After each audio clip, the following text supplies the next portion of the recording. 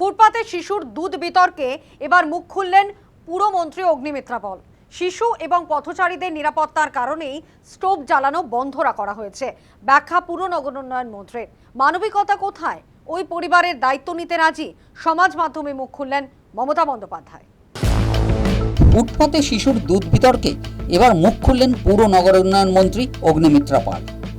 দুদিন আগে পরিদর্শনের সময় পুরমন্ত্রীর নজরে আসে মির্জা গালিব স্ট্রিটের ফুটপাতে স্টোভে আগুন জ্বেলে দুধ গরম করা হচ্ছে।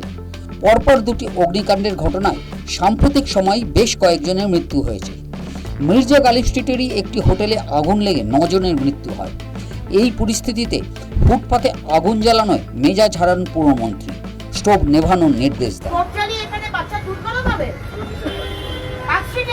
এই ঘটনা সামনে আসার পরই রাজনৈতিক বিতর্ক শুরু হয়। ওই পরিবারের সঙ্গে দেখা করেন মমতাপন্থী তৃণমূল বিধায়ক কুণাল ঘোষ। সমাজ মাধ্যমে পোস্ট করে প্রতিবাদও করেন।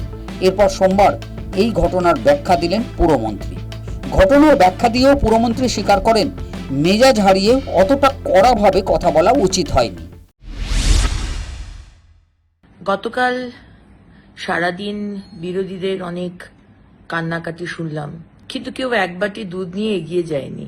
কেরোসিন স্টোভে 1 গামলা দুধ জাল দেওয়া হচ্ছে। 1 গামলা দুধ ওই 6 মাসে বাচ্চা খাবে?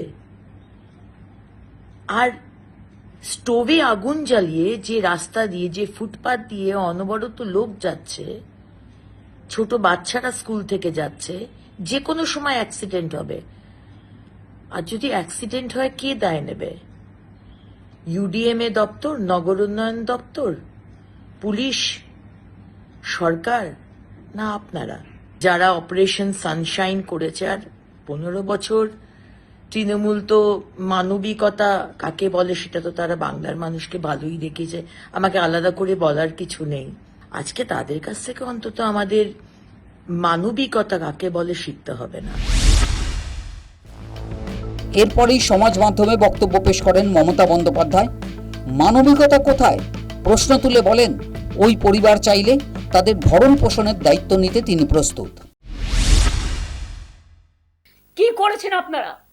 একটা ছোট্ট দুধের শিশু, তার মা গরিব হতে পারে, গরিব হওয়া কারো অপরাধ নয়, দরিদ্রদের পাশে না দাঁড়িয়ে মা দুধ ফোটাচ্ছে বাচ্চার জন্য, তার থাকার জায়গা নেই, সে অসহায়।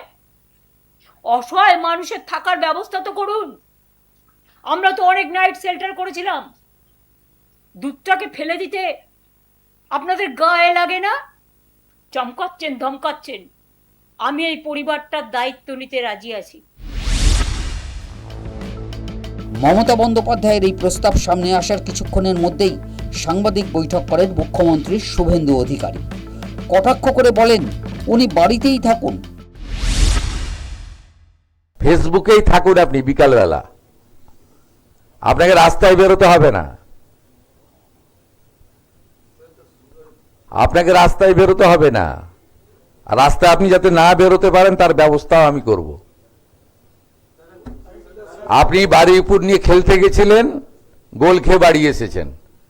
আপনি হালিশহর নিয়ে চেষ্টা করেছিলেন, সেখানেও ডবল গোল খেয়ে বাড়ি এসেছেন। যত কথা কম বলুন, বিশ্রাম করুন, অনেক বয়স হয়েছে। শিশুর দুধ গরম বিতর্কেও লাগলো রাজনীতির হাওয়া। প্রশ্ন উঠছে, 15 বছর ক্ষমতায় থাকার সময় কেন ফুটপাতে থাকা মহিলা শিশুদের পুনর্বাসনের ব্যবস্থা করেননি মমতা বন্দ্যোপাধ্যায়? News time.